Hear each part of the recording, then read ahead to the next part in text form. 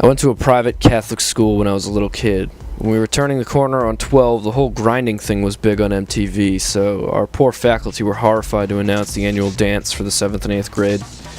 Some bigwig got this wicked rad idea that instead of an actual dance, we'd do a roller skating night, because everybody knows kids can't fuck on wheels. When they announced it on the morning news, I was fucking hyped. For either reasons unrelated or no reason at all, you know how kids work. I had been practicing carving on rollerblades all summer long. I got this hella cool pair of skates and I was ready to show them off and put my hands together to pray. This little dude was getting cooties. After I was done reveling in the lottery I'd just won, I turned to look to the back left corner of the room to see the reaction on the face of the girl I could have said I liked. She was drawing something in her notebook as she did. While half the class seemed nervous, she was cold as ice. I bet she's fucking sick on rollerblades too. It was hot dog day, so all the girls were on edge, but there she was. In some attempt to seem uninterested because I had watched too much TV as a kid and learned this at a very inopportune time, I literally said, "I hope you're not going to the dance because that would sure suck." She looked away and got her food, and we both went to our assigned seats at lunch because this school was cruel and gay. I looked down at my hot dog and I reflected on myself. Too much mustard on that one. I had not had a chance to talk to her after flubbing the opportunity I had at lunch, and now it was 6:15 p.m. on the day of, and I was standing in a sea of 120 other children. After a few laps around the rink to avoid suspicion, I wheeled myself up to the DJ. Backwards, mind you. I could skate backwards because I was fucking sick. I asked him if he had a song that I knew he wouldn't have. Straight to video by Mindless Self-Indulgence. Fucking got him. Just as I had expected, he only had the Frankenstein Girls album, the fucking dick. So I said, "Hey man, I got it here on my PSP, and if you could play it for me next, it would mean a whole lot. It's for a girl."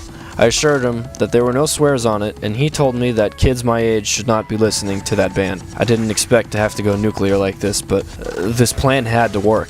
I started to cry a little. He stared me down. He had this look in his face. It was kind of like a barcode scanner scans a box of cereal. He rung me up. He saw exactly who I was. He saw exactly what I was doing. He gave me this terribly condescending smile and a thumbs up, and I nodded and skated away. What this poor DJ didn't know is that I had edited the audio at home. I let the intro play for about 10 seconds to lure everybody in, and then I added 10 seconds of silence as my window from which I would take my shot. I skated to the center of the rink and stopped just as the silence started.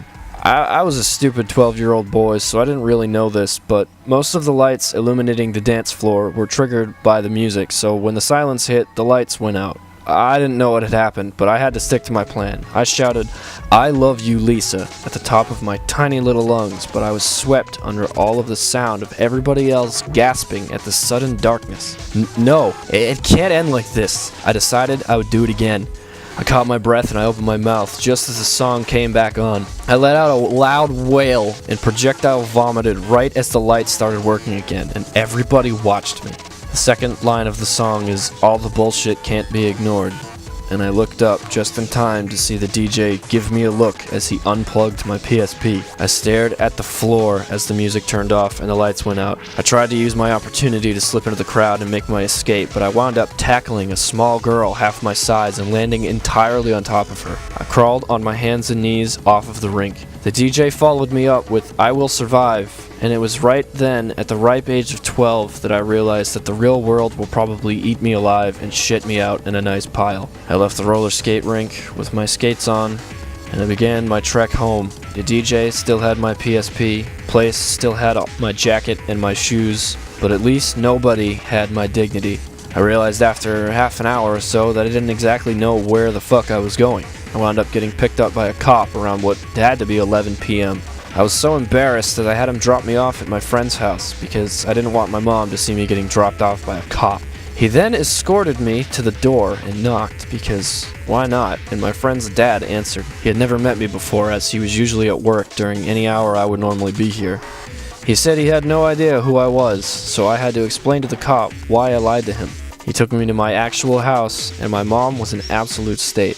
I could not bring myself to apologize to her because God had still not apologized to me first. The next day, our teacher informed us that Lisa's parents were transferring her to another school because she was being bullied by her classmates.